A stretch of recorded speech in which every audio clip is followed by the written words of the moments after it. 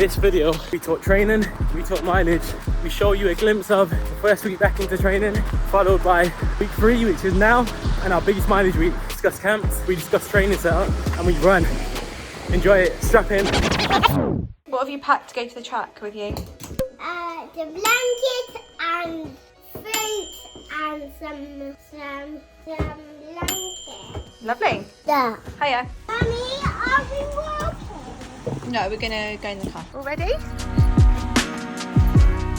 Just like that, we're back now. So it's the first day of winter. It's Tuesday the 8th of October. We've had we had 2 weeks off, and then we've had about 10 days of messing around, getting back into it slowly. But today's the official first session day, first double day, and it's actually the first real winter I've taken some real rest. I had 10 days of absolutely nothing, then a few days of sort of kind of running, kind of not, just like 2-mile walk, jogs here and there. And now we're back in. I really enjoyed my off season. There was a stag do involved, there was a weekend away with our friends involved, there was a man cave being built involved. It didn't feel like an off season, it felt much more like I was just constantly just catching up on everything else. But now I enjoyed it, so here we are, let's get back into it again. Today we have some tempo, I believe it's 5 by 6 minutes, so the volume's pretty big, but the pace is going to be quite slow. So the idea of this year is much more about building a big foundation, not to get injured, and then we'll take it from there.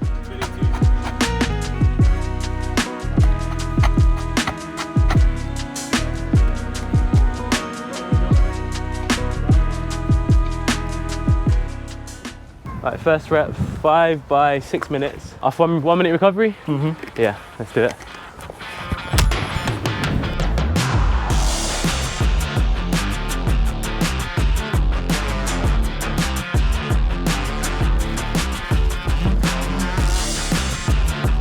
Now he gets a gap. Pogacar sees his moment. And here goes Pogacar. Yeah.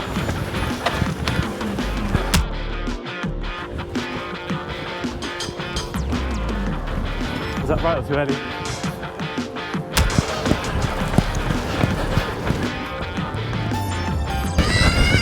Sorry, lads. 48, I've got it.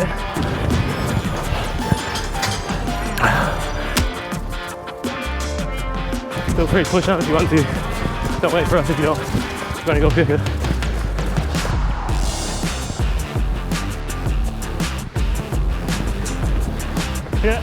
Yeah.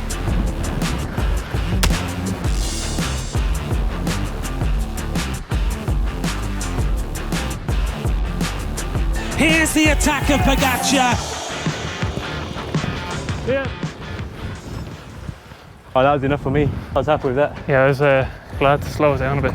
You got the rings? Yeah, I only got it last week actually. Ah, they're strong. I got them after Rio, my back. That was rough, man. I can tell I was on the all weekend. Oh mate, I should have. I've done it a few too many times though, because I did it after Zurich Diamond League, and then I went on a stag do last weekend in Krakow, in Poland, and that was messy. That was surprisingly hard. 5 by 6 minutes, as you know. We had Alex, who's just joined our group, and Caffo.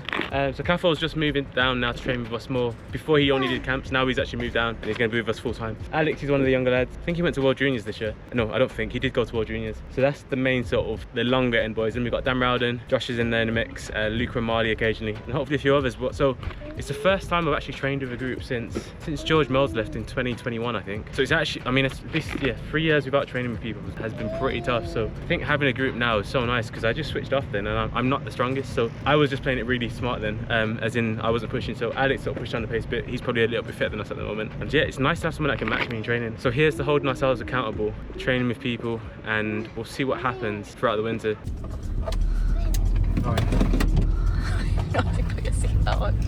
Morning. It's another training day. I've literally just pulled out my road, which is why the seatbelt's not on yet. So we've got some tempo this morning. I think we've got a bigger session actually, bigger session volume-wise of the winter. Megan kids are joining me today. So we've got a session, we've got gym, and then I'll go for a 3 or 4 mile run afterwards. So big volume total, it should be around maybe 14 to 15 mile total. What do you have to say, Sebi? Do you want to be the filmer? Do you want to do the filming? Yeah. Okay. What about you, Aaron? Why are you shy as soon as the camera gets on you?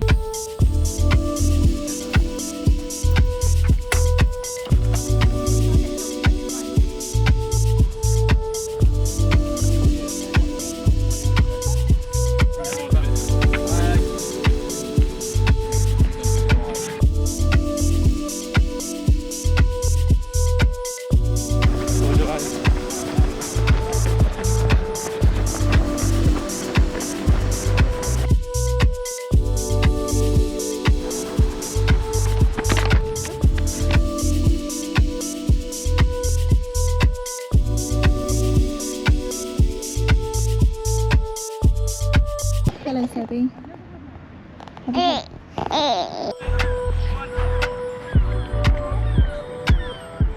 Big volume, 3x10, 1x5. Lactics were a bit higher than we hoped for. Caffels were crazy though, but overall good, really good, really good. Good session, good one to get back into. How's your pasta bolognese breakfast doing? What? It was good, tasty, filled me up, no bunking.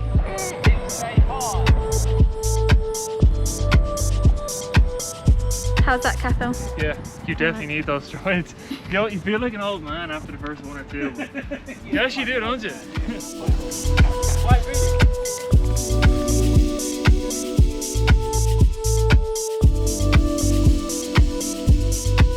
Okay, so session done this morning. It's gym's done. Now it's time for the shakeout before my appointment osteo. It's now currently 2:50, so I need to run. Bearing in mind we started at 10:30ish, then straight to the gym, now run. Session volume was like 10.7 mile, and I'll probably do about 4 mile this evening, this afternoon even rather, and then take it from there, then straight to osteo, and the day's done. Luckily no bike work today. Luckily Meg sorted the kids this morning, and kids was now at nursery, so I'll get back from physio at like 5:30 and the day's done. Chill out, spend the rest of the day like a zombie. But yeah, let's go and run. Let's go. Question: how many coffees is too many? I'm on 3 at the moment. It's only just gone. It's not even 3 o'clock, but luckily we're done after this. Let's get this shakeout done. Yeah, let's go. Okay, the rain started. Through to form British weather, through and through. We're actually due to go to Dolstrom in a couple of weeks now, which will be quite exciting really, because I think it's about that time when you're over your season break and the training gets a bit boring, and it's nice to break it up. So like I said, if anybody is interested and would like to, drop my coach a message or myself and join us. Of course it's boring, we're going to Dolstrom, you live the nomad life, but I mean I love it. I love being an athlete, so I've got no complaints. And last week I hit like 65. I think this week I'm probably going to hit 75, because last week I missed some of the runs because I was just tired. I didn't want to overdo it, but I'm on for about 70, 75 this week, which will be my highest ever mileage. And it's crazy because I just couldn't do mileage before. I don't know why. I do know why. I was a bloody idiot.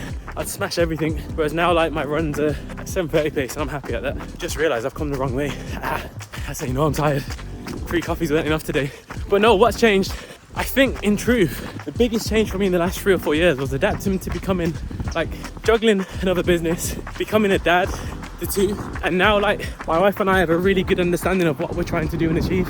And it actually makes training a lot easier because we're both on the same page. And to you young guys watching this, you won't understand it, but, oh sorry, I had to cross the road then. Yeah, when you become a parent, and you guys, a lot of you won't be interested in this, but when you do become a parent, I don't want to use the word slave or servant, but you kind of, if you're the main caregiver, I'm not, my wife is, you kind of lose your identity, because you know those times you kind of sit on the sofa as an athlete and you just watch Netflix hours on end because you're resting, or you have a sleep from 8 p.m. to 8 a.m. because you can, because it's part of your routine. You just gotta wave goodbye to things like that because it's difficult.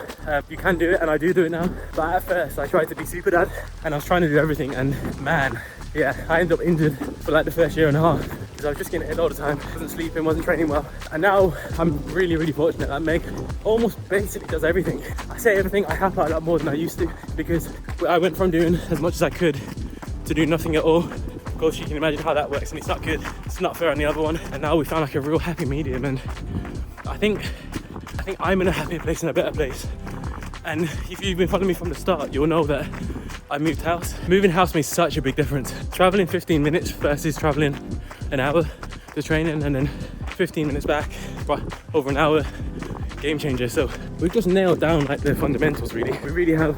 I'm now training with a group in the distance. I had guys for the shorter stuff I worked with, but me and Dan Rowden, we were always injured at opposite times, so we never really got to train together. And now there's me and Irish. I don't mean that in a rude way. Cathal, Carho, always really struggle with it. I think it's my accent, but I don't know. But yeah, we call Cathal, Carho, Irish, and he takes it in good stead. And he's honestly, the train with is like a godsend. He's so good, he can match me in everything, from the short stuff to the longer stuff. So we're like, in terms of training wise, oh man, I've got the ultimate training partner. And I think I'd like to think he thinks the same also, because he didn't train with people before. And then we've got the young whippersnapper, Alex, who jumped in with us, sort of very aggressive with everything he does. He's got a lot to learn, but he's hungry, which is what matters, and he's got talent. So it's an exciting time ahead. We'll see where we end up. And of course, our group's kind of like changed a lot in the last year. Training's changed so much. You'll know it because I'm running a lot more. And it's because I've done the cross training and I'm not quite there about in the 15. I'm some way off. So my theory is that if I did the same as the others, call me big-headed, I believe I beat them. I really do. I've just never done the right stuff. I've always relied on like my eagerness to hurt myself and ability to cross train, but you're not going to win an Olympic cycling race by rowing, are you, for training? You're going to do it by cycling. Same way you're not going to run a running race by cross training.